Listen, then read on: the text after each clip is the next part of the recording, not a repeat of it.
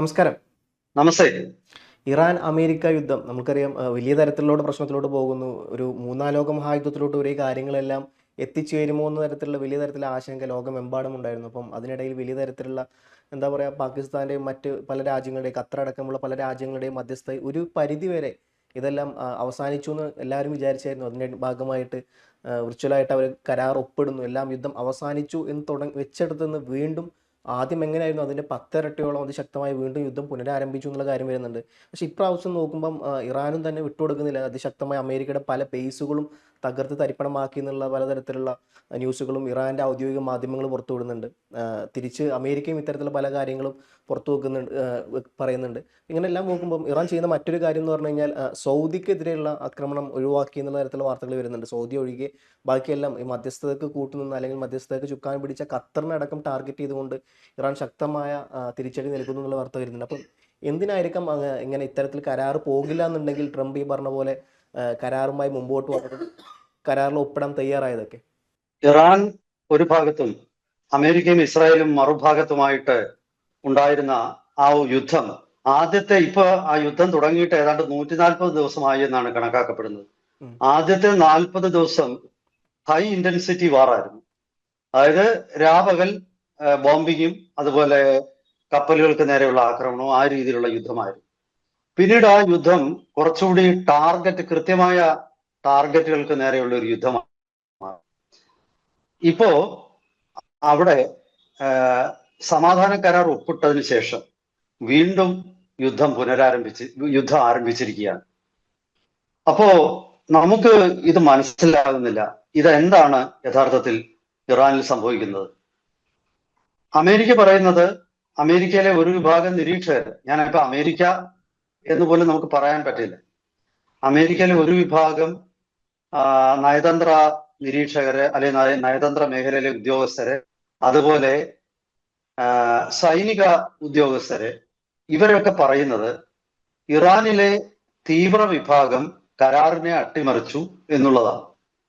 അതായത് Islamic revolutionary guard കോറിലെ തീവ്ര ഗ്രൂപ്പുകളുണ്ട്, അവര് ഈ കരാറിനെ അട്ടിമറിച്ചു എന്നാണ് അമേരിക്ക പറയുന്നത്, അമേരിക്ക ആക്ഷേപിക്കുന്നത്. അല്ലെങ്കിൽ പിന്നെ ഇനി മറ്റൊരു വിഭാഗം പറയുന്നത്, യഥാർത്ഥത്തിൽ ഡൊണാൾഡ് ട്രംപ് ഇറാനെ ശരിക്കും ഒരു ആശയക്കുഴപ്പത്തിലാക്കാനാണ് ഈ കരാർ കൊണ്ടുവന്നതെന്നാണ്. അതായത് യുദ്ധം അവസാനിക്കുന്നു എന്നൊരു പ്രതീതി സൃഷ്ടിച്ച് അവരുടെ ജാഗ്രത കുറയ്ക്കുമ്പോൾ അവരെ കയറി ആക്രമിക്കുക, അവിടുത്തെ പല കാര്യങ്ങളും പുറത്തു വരും. അപ്പോഴേക്കും അങ്ങനെ പുറത്തു വരുമ്പോ ഇപ്പോ മൊസ്താബ ഖമനയി എവിടെയാണെന്ന് ആർക്ക് പറഞ്ഞു. അപ്പൊ സ്വാഭാവികമായിട്ടും ഇത്തരം വിഷയങ്ങളിലൊക്കെ തന്നെ അമേരിക്കയ്ക്ക് ഒരു ഇന്റലിജൻസ് ഗ്യാതറിങ്ങിനുള്ള ഒരു സാവകാശത്തിന് വേണ്ടിയാണ് അത് ചെയ്തതെന്ന് പറയും. ഇനി ഇപ്പോഴത്തെ ഏറ്റവും ഒടുവിലത്തെ ഒരു മിലിറ്ററി അവസ്ഥ നോക്കുമ്പോൾ എനിക്ക് തോന്നുന്നത്, ഇറാനില് ഇറാനിലേക്ക് ഈ ആണവ യുദ്ധത്തെ നിയന്ത്രിക്കുന്ന കൺട്രോൾ റൂമുള്ള വിമാനം റഷ്യ അയച്ചിരിക്കുകയാണ്. ശരിക്കും പറഞ്ഞാൽ ലോകം ഞെട്ടേണ്ട ഒരു സംഭവ വികാസമാണ് ഉണ്ടായിരിക്കുന്നത്. ഒരു അണ്വായുധ യുദ്ധം വരെ പ്രതീക്ഷിക്കാം എന്നുള്ള തലത്തിലേക്കാണ് ഈ ഏറ്റവും ഒടുവിലത്തെ റഷ്യയുടെ നടപടി. മാത്രമല്ല, റഷ്യ വലിയ തോതിൽ ആയുധങ്ങൾ ഇറാന് നൽകുന്നു എന്നൊരു വാർത്തയും വന്നിട്ടുണ്ട്. ചൈനയും അത് തന്നെ ചെയ്യുന്നുണ്ട്. അത് ഒരു ഭാഗത്ത്. പക്ഷെ ഇനി മറ്റൊരു ചോദ്യം, റഷ്യക്ക് എത്രമാത്രം ആയുധം ഇറാന് കൊടുക്കാൻ പറ്റും? കാരണം യുക്രൈനുമായിട്ടുള്ള യുദ്ധത്തിൽ റഷ്യയെ സംബന്ധിച്ചിടത്തോളം S-400 മിസൈൽ പ്രതിരോധ സംവിധാനത്തിന്റെ ഇന്റർസെപ്റ്റർ മിസൈലുകൾ പോലും റഷ്യയുടെ കൈവശം ഇന്ന് ആവശ്യത്തിനില്ല എന്നൊരു വാർത്ത വരുന്നുണ്ട്. അപ്പോൾ ഇത്തരം സാഹചര്യങ്ങളൊക്കെ കണക്കിലെടുക്കുമ്പോൾ എന്തിനാണ് റഷ്യ ഈ അണ്വായുധ കൺട്രോൾ റൂം പിന്നെ ഉൾപ്പെടെയുള്ള സ്ട്രാറ്റജിക് കമ്മ്യൂണിക്കേഷൻസ് എയർക്രാഫ്റ്റ് ഇറാനിൽ കൊണ്ട് പാർക്ക് ചെയ്തിരിക്കുന്നത് എന്നുള്ളൊരു ചോദ്യമുണ്ട്. എന്തായാലും ഇപ്പോൾ വലിയൊരു ആശയക്കുഴപ്പത്തിലാണ് ലോകം. എണ്ണയുടെ വില പെട്ടെന്ന് ബ്രന്റിന്റെ വില പോലും ബാരലിന് $70 എന്ന നിലയിലേക്ക്, $70-71 എന്ന നിലയിലേക്ക് വന്നിട്ട് വീണ്ടും 80-ന് മുകളിലേക്ക് പോയിരിക്കുകയാണ്. ഹോർമുസിലുള്ള ഗതാഗതം തടസ്സപ്പെട്ടു. ഇന്ത്യൻ കപ്പലുകൾ ആക്രമിക്കപ്പെട്ടിരുന്നു, ഇന്ത്യക്കാർ കൊല്ലപ്പെട്ടിരുന്നു. ഇന്ത്യ അതിൽ ഇറാനെ പ്രതിഷേധം അറിയിച്ചിരുന്നു. അമേരിക്കയും ഈ ഹോർമുസിലൂടെ കടന്നു പോകുന്ന കപ്പലുകളെ തടയുമെന്ന് പ്രഖ്യാപിച്ചിട്ടുണ്ട്. 20% നികുതി അവരുടെ കയ്യിൽ നിന്നും ഈടാക്കുമെന്നാണ് അമേരിക്ക പറയുന്നത്. അപ്പൊ ചുരുക്കി പറഞ്ഞാൽ വീണ്ടും ശങ്കരൻ തെങ്ങിൽ തന്നെ എന്ന് പറയുന്ന പോലെ പഴയ സ്ഥിതിയിലേക്ക് കാര്യങ്ങൾ എത്തിയിരിക്കുകയാണ്. വീണ്ടും യുദ്ധം തുടങ്ങിയിരിക്കുന്നു. ഇതെന്താ ഇവിടെ സംഭവിച്ചത്? ഇവിടെ മറ്റു ചിലർ സൂചിപ്പിക്കുന്നത് ഇസ്രായേലും അമേരിക്കയുമായിട്ട് തെറ്റിയെന്നും ഇസ്രായേലിന്റെ പുറത്ത് അമേരിക്ക യുദ്ധത്തിൽ നിന്നും പിന്മാറാൻ സമ്മർദ്ദം ചെലുത്തുകയാണെന്നും ഒരു ഭാഗം പറയുമ്പോൾ, മറ്റു ചിലർ പറയുന്നത് ഇസ്രായേല് അമേരിക്കയുടെ മുകളിൽ വലിയ സമ്മർദ്ദം ചെലുത്തുന്നു എന്നുള്ളതാണ്. അപ്പൊ ചുരുക്കി പറഞ്ഞാല് ഇതൊരു ആശയക്കുഴപ്പത്തിൻ്റെതായിട്ടുള്ള ഒരു തലം ഇവിടെ സൃഷ്ടിക്കപ്പെടുന്നുണ്ട്. അപ്പോ തീർച്ചയായിട്ടും ഇതിലെ ഒരു വളരെ പ്രധാനപ്പെട്ട സാധ്യത ഞാൻ കാണുന്നത്, അമേരിക്ക ബോധപൂർവം ഒരു ആശയക്കുഴപ്പം സൃഷ്ടിക്കുക. ചില പാശ്ചാത്യ മാധ്യമങ്ങളിൽ വന്ന വാർത്ത അനുസരിച്ച് ഇറാനിലെ 80ഓളം കേന്ദ്രങ്ങൾ ആക്രമിച്ചുകൊണ്ട് തുടങ്ങിയ ഇപ്പോഴത്തെ ഏറ്റവും ഒടുവിലത്തെ ആ സ്ഥിതിഗതികൾ വഷളാക്കുന്ന ആ ഒരു തുടക്കം, അതിൽ അമേരിക്കയുടെയോ ഇസ്രായേലിന്റെയോ വിമാനങ്ങളായിരുന്നില്ല ആക്രമണം നടത്തിയത്. ആക്രമണം നടത്തിയത് ഗൾഫ് രാജ്യങ്ങളുടെ വിമാനങ്ങളായിരുന്നു എന്നൊരു വാർത്തയും സ്വതന്ത്രരായ പാശ്ചാത്യ നിരീക്ഷകർ അഭിപ്രായപ്പെട്ടിട്ടുണ്ട്. കാരണം അമേരിക്കയ്ക്കും അത് അറിവില്ലായിരുന്നു, ഇസ്രായേലിന് കുറെയൊക്കെ അറിയാമായിരുന്നു, പക്ഷെ കൃത്യമായിട്ട് അവരുടെ നിയന്ത്രണത്തിലല്ല ആക്രമണം നടന്നത് എന്നൊരു വാർത്തയും വന്നിട്ടുണ്ട്.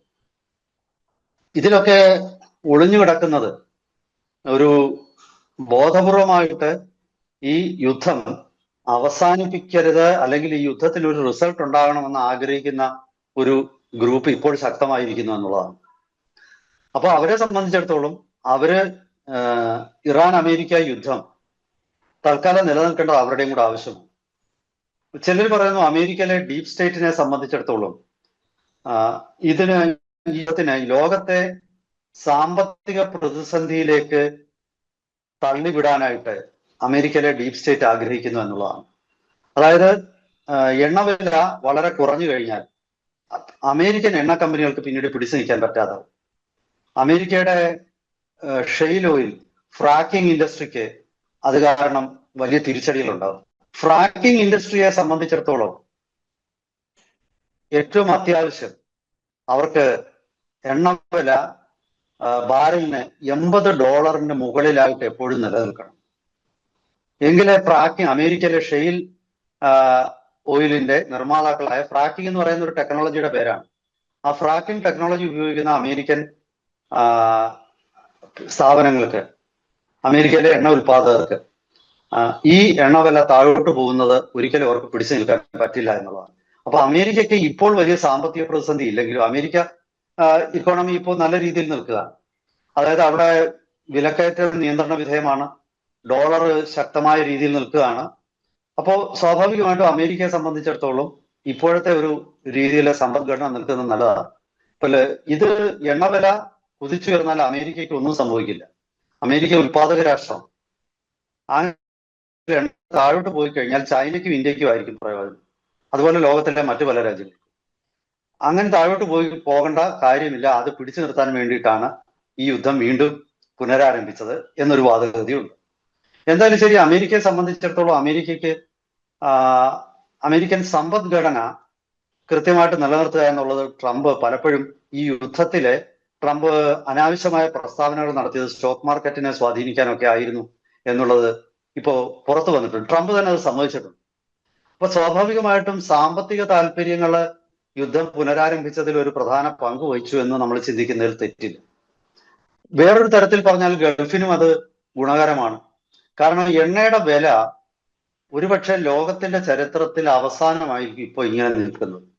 2030 ശേഷം എണ്ണയുടെ വില നിശ്ചയമായും ആര് വിചാരിച്ചാലും ഉയർത്താൻ പറ്റില്ല. കാരണം ഇലക്ട്രിക് വാഹനങ്ങളുടെ പെരുപ്പം ലോക മാർക്കറ്റിൽ അത്രത്തോളം ആയിക്കഴിഞ്ഞു.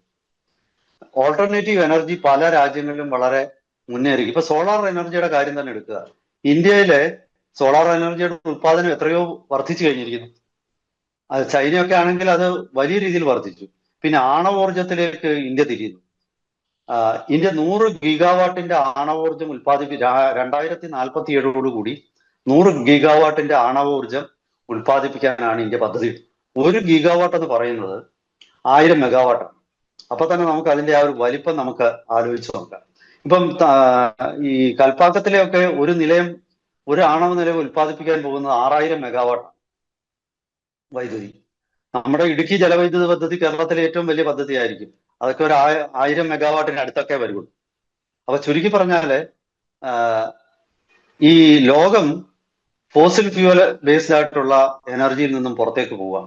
അങ്ങനെ പുറത്തേക്ക് പോകുമ്പോൾ ഇനി പിടിച്ചു നിൽക്കാൻ ഇവർക്ക് കഴിയില്ല. അപ്പൊ ഗൾഫിനെ സംബന്ധിച്ചിടത്തോളം പരമാവധി പൈസ ഇപ്പോൾ അവർക്ക് ഉണ്ടാക്കുന്നു. അപ്പൊ എണ്ണവില ഇപ്പോൾ പെട്ടെന്ന് താഴോട്ട് വീഴുന്നത് അമേരിക്കയ്ക്കും താല്പര്യമില്ല, ഇറാനും താല്പര്യം കാണില്ല, അതുപോലെ ഗൾഫിനും താല്പര്യം കാണില്ല. പക്ഷെ ഇറാനെ സംബന്ധിച്ചിടത്തോളം ഇറാനൊരു പരിമിതിയുണ്ട്. കാരണം ഇറാന്റെ മേൽ മാറ്റി ഉപരോധം അമേരിക്ക വീണ്ടും കൊണ്ടുപോകും. മനസ്സിലായോ? ഇറാന്റെ എണ്ണ വിൽക്കുന്നതില് ഉപരോധം മാറ്റിയിരുന്നു, പക്ഷെ ആ ഉപരോധം വീണ്ടും ഏർപ്പെടുത്തി. അതൊക്കെ വലിയ ബുദ്ധിമുട്ടുകളാണ്. പിന്നെ പാകിസ്ഥാനെ പോലുള്ള രാജ്യങ്ങള് ഇതിൽ മധ്യസ്ഥത വഹിച്ചു എന്ന് അവകാശപ്പെടുമ്പോഴും പാകിസ്ഥാന് മധ്യസ്ഥത വഹിക്കാനുള്ള യാതൊരു ക്രെഡൻഷ്യൽസും, അതിനെ അഥവാ മധ്യസ്ഥത വഹിച്ചാലും അത് ഉറപ്പാക്കാനുള്ള ശേഷിയുമില്ല. മധ്യസ്ഥത വഹിക്കേണ്ടത് പാകിസ്ഥാനാണ്. മധ്യസ്ഥത വഹിക്കേണ്ടത് മധ്യസ്ഥതയുടെ ടേംസിൽ നിന്നും ഇരുകക്ഷികളും മാറിപ്പോയാൽ അവരെ ആ ടേംസിലേക്ക് തിരിച്ചു കൊണ്ടുവരാൻ ശേഷിയുള്ള ഒരു രാജ്യം. ഇറാൻ, അമേരിക്ക, ഇസ്രായേൽ യുദ്ധത്തിൽ മധ്യസ്ഥത വഹിക്കാൻ ശേഷിയുള്ളത് ഒന്നുകിൽ റഷ്യക്ക് അല്ലെങ്കിൽ ചൈനയ്ക്ക്. ഈ 2 രാജ്യങ്ങൾക്കല്ലാതെ വേറൊരു രാജ്യത്തിനും അന്താരാഷ്ട്ര തലത്തിൽ ഒരു സ്വാധീനമില്ല. പാകിസ്ഥാൻ എന്ന രാജ്യത്തിന് അവർക്ക് പിന്നെ ഇറാനുമായിട്ടും ബന്ധമുണ്ട്.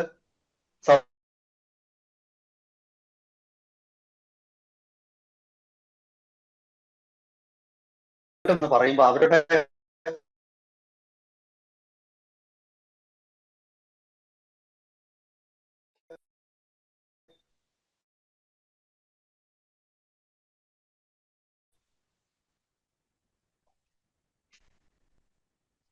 കട്ടായി പോയിരുന്നു. ഫൗസ് സാർ ഇടക്ക് സ്റ്റക്കായി.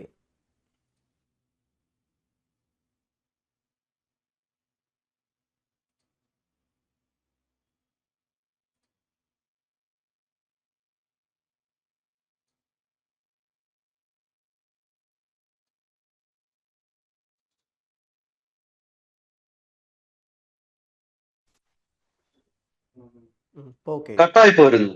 കട്ടായി പോയി കുറച്ചു മുമ്പ്. അപ്പൊ ഞാൻ നിർത്തിയെടുത്തൊന്ന് തുടങ്ങും. പാകിസ്ഥാൻ എന്ന രാജ്യത്തിന് ഈ യുദ്ധത്തിൽ ആകാനുള്ള യാതൊരു ക്രെഡൻഷ്യൽസും ഇല്ല. കാരണം അവരെ കൊണ്ട് ഈ യുദ്ധത്തിലെ സമാധാന കരാറിലെ വ്യവസ്ഥകൾ ഇരു രാജ്യങ്ങളും പാലിക്കുന്നുണ്ടോ എന്ന് ഉറപ്പാക്കാൻ ഉള്ള ശേഷി അവർക്കില്ല. അങ്ങനെയുള്ള ഒരു രാജ്യത്തിന് മിഡിൽമാൻ എന്ന് പറയുന്നത് തന്നെ അതിലൊരു ഔചിത്യക്കുറവുണ്ട്. എന്തായാലും ശരി, ഇപ്പോ ഈ യുദ്ധം പുനരാരംഭിച്ചപ്പോൾ ആ യുദ്ധത്തിലെ ചൈനയും റഷ്യയും വളരെ കൃത്യമായ നിലപാടുകൾ വ്യക്തമാക്കിയിട്ടുണ്ട്. കുറച്ചുകൂടി ഇറാൻ അനുകൂലമായ നിലപാടിലേക്കാണ് ഈ 2 രാജ്യങ്ങളും എത്തിച്ചേർന്നിരിക്കുന്നത്. ഇറാനെ സംബന്ധിച്ചിടത്തോളം ഇറാന് ഈ അമേരിക്ക അവരുടെ എണ്ണ വിൽക്കുന്നതിൽ നിന്നും അവർക്ക് നൽകിയ വീണ്ടും അത് നിഷേധിച്ചത് ഇറാനെ സംബന്ധിച്ചിടത്തോളം ഇനി സമാധാന കരാർ നിലനിൽക്കുന്നതിൽ അവർക്ക് ഒരു ഗുണവുമില്ല എന്നുള്ളൊരു അവസ്ഥയിലാണ്. അപ്പൊ ചുരുക്കി പറഞ്ഞാൽ നമ്മൾ ഇതിന്റെ പല വശങ്ങൾ എടുക്കുമ്പോൾ ഈ യുദ്ധം, ഈ സമാധാന കരാറ് ഇനി അതിന്റെ പൂർണ്ണ രൂപത്തിൽ അത് നടപ്പാക്കാൻ പറ്റുമെന്ന് എനിക്ക് തോന്നുന്നില്ല. കാരണം 2 കൂട്ടർക്കും ഇപ്പൊ ഒരു യുദ്ധം അവസാനിക്കുമ്പോൾ ഇതിൽ ഒരാൾ ജയിക്കണം, മറ്റേയാൾ തോക്കണം. അതല്ലെങ്കിൽ സമനിലയിൽ അവസാനിക്കുന്ന യുദ്ധമായാലും മത്സരങ്ങളായാലും അതിന് ഒരു ഫുട്ബോൾ മത്സരമായാലും റിസൾട്ടിന് വേണ്ടി വീണ്ടും കളി നടക്കും. ഇവിടെ റിസൾട്ട് ഉണ്ടായേ പറ്റൂ.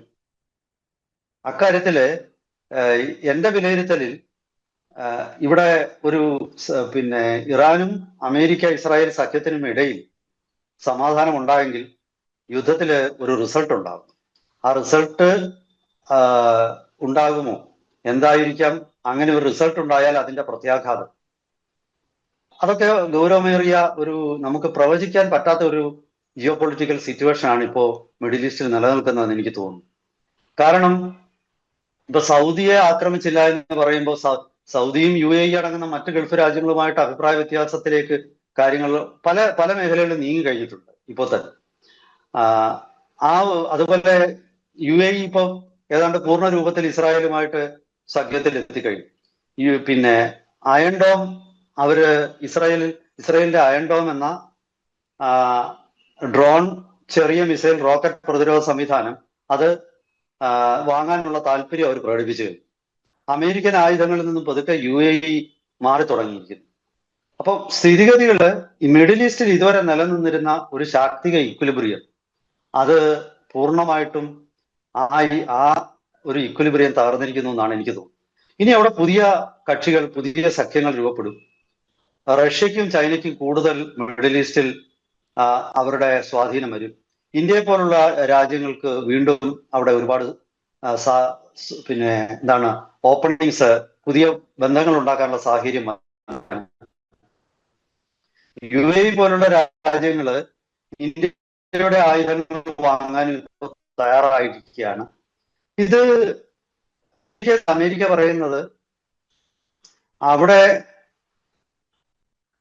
പറയുന്നത് അവിടെ സമാധാനം കൊണ്ടുവരണമെങ്കിൽ, മിഡിൽ ഈസ്റ്റ് സമാധാനം കൊണ്ടുവരണമെങ്കിൽ, അതുപോലെ ഹോർമുസ് കടലിടുക്കിലൂടെയുള്ള ഗതാഗതം പുനഃസ്ഥാപിക്കണമെങ്കിൽ അതിനുള്ള ചെലവ് മുഴുവൻ അമേരിക്ക വഹിക്കണമെന്ന് പറയുന്നത് ഒരിക്കലും അംഗീകരിക്കാൻ പറ്റില്ലെന്നാണ്. അമേരിക്ക ഇതിനിടയിൽ ചില പ്രസ്താവനകളൊക്കെ ട്രംപ് നടത്തി. ഗൾഫ് കോടിക്കണക്കിന് രൂപ അമേരിക്കയിൽ ഇൻവെസ്റ്റ് ചെയ്യാൻ പോകുന്നു. ഒരു ഗൾഫ് രാജ്യവും അക്കാര്യത്തിൽ അമേരിക്ക ട്രംപിന്റെ അഭിപ്രായത്തിനെ അനുകൂലിച്ചൊന്നും പ്രസ്താവിച്ചായിട്ട് ഞാൻ കണ്ടിട്ടില്ല. അപ്പൊ ചുരുക്കി പറഞ്ഞാൽ ഈ ആശയക്കുഴപ്പം വരും ദിവസങ്ങളിൽ നിലനിൽക്കും.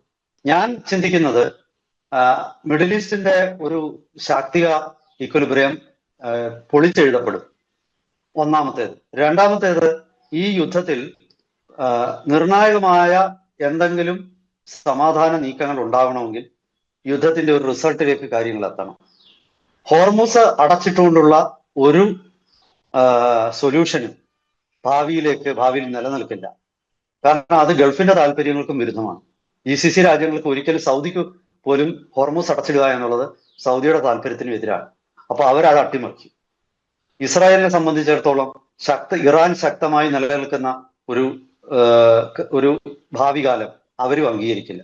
അപ്പൊ ചുരുക്കി പറഞ്ഞാൽ സമാധാനം, ഈ രീതിയിലുള്ള നിർണായകമായ ഒരു റിസൾട്ട് ഉണ്ടാവാതെ സമാധാനം വരില്ല. ഇതാണ് എനിക്ക് പറയാനുള്ളത്. കൂടുതൽ വിശകലനങ്ങളും വിശദാംശങ്ങളുമായിട്ട് നമുക്ക് വീണ്ടും പ്രേക്ഷകരെ കാണാം. അതുവരെ എല്ലാവർക്കും നമസ്കാരം.